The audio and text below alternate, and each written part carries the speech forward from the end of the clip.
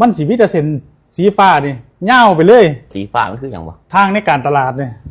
เขาเรียกสีฟ้าผมบ่เข้าใจดอกแต่เป็นแนวรับชั้นสูงตั้งแต่12 แต้มไปถึงฮอด18 แต้มแล้วแนวโล่ล่ะจาก3 แต้มไปฮอด10 แต้มเนี่ยกูจะมาสอนมึงเด้อเรื่องทำธุรกิจมึงเฮ็ดจังไดเนี่ยมึงยังสิบ่ถือโกงมึงมาเบิ่งกราฟมึงเนี่ยการหารายได้มึงจุดเริ่มต้นที่ตรงนี้ที่มึงเฮ็ดเต้นขายรถนี่พอมาถึงจุดนี้มึงสิมาถือเขาโกงจุดนี้ขีดแดงเนี่ยมึงสิถือเขาโกงสูงสุดเลยเนี่ยคือจุดนี้ขีดแดงขึ้นตรงนี้บาดมึงทำธุรกิจไม่เรื่อยเนี่ยผ่านตัวเฮ็ดขึ้นมาออกมาพี่พอช่วงสุดท้ายเนี่ยเพราะมันเส้นมันโค้งตกมาของพี่มึงผ่านจุดแดงมานี่คือมึงสิมาตกอัพแล้วช่วงนี้มึงสิเสียรายได้หลายเติบเสียกำไรหลายเติบเนี่ยกูจะบอกกูจะสอนเลยว่าการเฮ็ดธุรกิจมึงเนี่ยคือมันล้มเหลวได้ก็ย้อนว่ามันเดินมาเรื่อยเนี่ยมันเดินมาเรื่อยๆจุดนี้ตอนแรกมันสิดีอยู่เพราะมาถือลูกน้องโกงบาดนี้มาถึงจุดนี้เนี่ยถือโกงสูงสุดเลยเนี่ยถือโกงสูงสุดแล้วถึงขีดแดงนี่เห็นไหมเนี่ยหอดเก็บสุดท้ายเนี่ยมึงมาตกนี่วิธีการเนี่ยที่มึงว่าถือมึงว่าอยากถือโกงมึงอยากมีรายได้หลายเนี่ยนะที่มึงโอกาสที่มึงสิบ่ถือโกงได้เนี่ยคือเส้นนี้ต้องเงาตลอดห้ามยังไม่ขีดแดงมันจิตราบรื่นไปได้ดีมึงบริหารเดี๋ยวนี้มึงบริหารในทางเดี๋ยวว่ารับไส้เว้ยแม่นอยู่มึงสิบ่รวยสักเทียดอกถ้ากูว่าบริหารเนี่ยกูจะบอกไว้ก่อนเลยว่ามันสิวิตาเส้นสีฟ้านี่เงาไปเลยมันสิบ่มีทางตกเลยเพราะดอกมึงสิได้ร่ำรวยมีกำไรหลายจุดที่กูควรระวังสุดคือจุดไหนตอนนี้ถ้าเบิ่งจากถ้าการกราฟในการบริหารของกูตอนนี้ต้องระวังที่สุดคือว่าพยายามที่สุดคืออย่าให้มันมีแดงเนี่ยมีแดงมากที่สุดเนี่ยมีแดงนี่เกิดจากอย่างนะแดงนี่เกิดจากคือมันกำลังสีไล่ได้บ่หลายไล่ได้บ่หลายนี่จุดมันจะเป็นจุดที่ไล่ได้หลายคือสีฟ้านี่มันสีสูงมันสีเขียวบ่แม่นบ่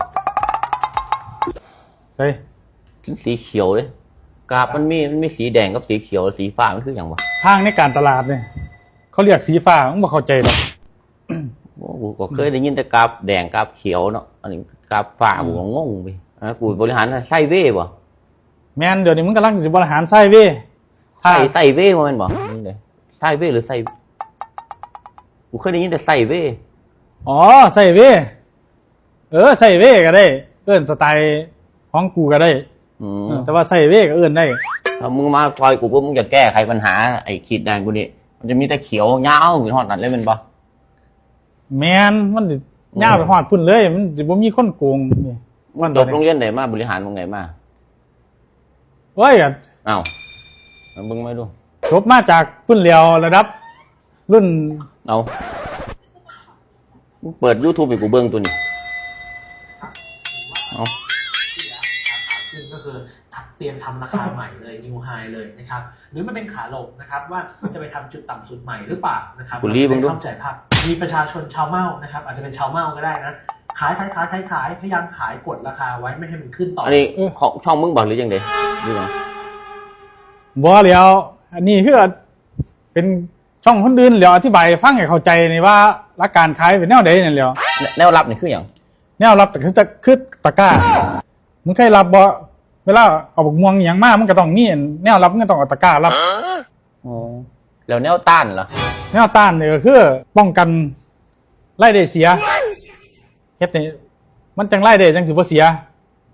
หาวิธีการหมวดแต่ว่าการนะครับแนว New High ใหม่นะครับก็คือ New High อย่างคืออย่าง New High บ่เข้าใจอย่าง New High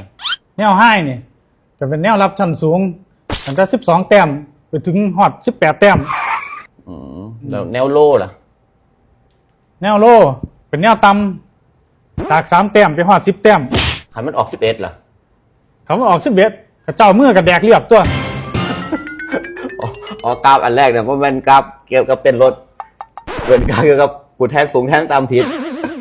นี่ถ่ายตั้งนานผมก็ถ่ายเขาไม่ได้รู้ครับใช่เป็นแท่งได้สิได้บ่เสีย